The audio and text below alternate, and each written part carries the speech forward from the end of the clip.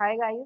आज हम लोग पढ़ने वाले हैं difference between prescribed period and period of limitation. Limitation act में ये बहुत ज़्यादा इंपॉर्टेंट है। बेसिकली यही सब कुछ है, यही हमें बताता है कि इसमें क्या डिफरेंस है और इसका यूज़ क्या है लिमिटेशन एक्ट का। अगर इन दोनों का ही डिफरेंस आपको नहीं पता होगा तो आप एग्जैक्ट सही से लिमिटेशन एक्ट का यूज़ ही नहीं कर सकते।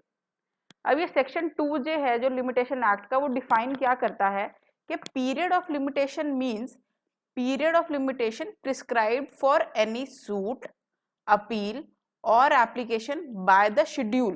जो लिमिटेशन एक्ट में लास्ट में शेड्यूल दिया हुआ है उसमें जो टाइम पीरियड लिखा रहता है, मान लो कि अपील के लिए लिखा हुआ है उसमें 30 डेज, या एप्लीकेशन के लिए अगर लिखा हुआ है कोई एप्लीकेशन के लिए 10 डेज, तो वो रहता है आपका पीरियड ऑफ लिमिटेशन, जो कि एक स्टैटिक है आपका शेड्यूल में एज इट इज दिया हुआ है। आपको उसी से ही लेके चलना है कि भाई ये हमारा टाइम पीरियड है, इसके ना आगे ना पीछे हम कुछ भी नहीं कर सकते।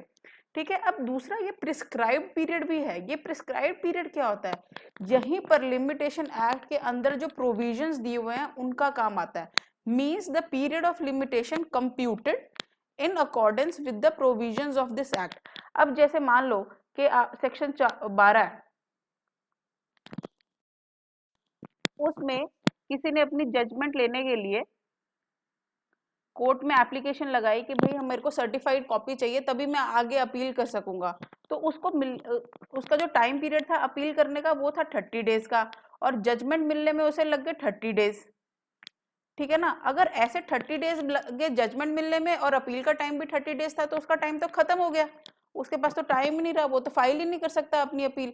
तो उसी केसेस में मान लो कि जजमेंट को मिलने में उसे अगर 30 दिन लग गए, तो वो जो 30 दिन है इसके एक्सक्लूड हो गए, क्योंकि उसकी गलती की वजह से नहीं, बल्कि कोर्ट लेट हो गया उस जजमेंट की कॉपी को उसको देने के लिए। तो वो 30 डेज जितने दिन लेट हो गया देने में, प्लस 30 डेज और जो असल में उसको प्रिस्क्राइब हमारे यहाँ पे पीरियड ऑफ लिमिटेशन में है, जो शेड्यूल में लिखे हुए हैं, ये दोनों प्लस करके उसके पास टोटल कितने दिन हो जाएंगे? 60 डेज। तो ये होता है आपका पीरियड ऑफ लिमिटेशन। तो आपको बताता है शेड्यूल में कि एग्जैक्टली स्टैटिक आपका क्या टाइम पीरियड है। प्रिस्क्राइब पीरियड जो होता है वो आपका ये बताता है कि सेक्शंस को यूज करते हुए, लिमिटेशन एक्ट के जो सेक्शंस हैं उनको यूज करते हुए कैसे आप अपने उस स्टैटिक टाइम पीरियड को एक्सटेंड कर सकते हैं। ठीक है। एक बार हम बेयर एक्ट में और मैं आपको दिखा देती हूँ। जैसे ये शेड्यूल है आपका, लिमिटेशन एक्ट के एंड में दिए होते हैं हमेशा शेड्यूल, तब यहाँ पर ऊपर क्या लिखा हुआ? Period of limitation. ये फिक्स है। जैसे कि balance due on a mutual open current account में अगर केस फाइल करना होगा तो उसके लिए पीरियड ऑफ लिमिटेशन क्या है? 3 इयर्स है। वहीं पर अगर आपका जो प्रिस्क्राइब्ड पीरियड है जो दिया हुआ है, ठीक है, उसके हिसाब से अगर मान लो कभी किसी को टाइम एक्सटेंड करना पड़े, कोई मजबूरी होए, उसकी कोई डिसेबिलिटी हो गई, तो वो जो टाइम पीरियड है वो आपके इस 3 इयर्स में ऐड हो जाता है। ये बहुत अच्छे से याद कर लिए। शेड्यूल में आपका पीरियड ऑफ लिमिटेशन है, सेक्शंस को यूज करते हुए आपका प्रिस्क्राइब्ड पीरियड बन जाता है।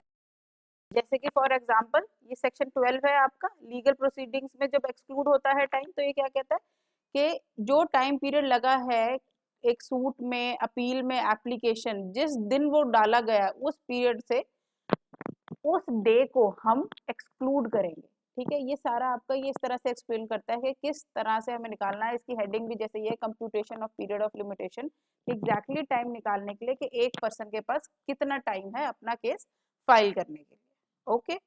ठीक है। तो अगर अब आपको कोई भी क्वेरी हो इसके बारे में, आपको ना समझ में आया हो, तो आप हमें कमेंट्स में लिख सकते हैं अपना feedback. Will surely answer your queries. Thank you.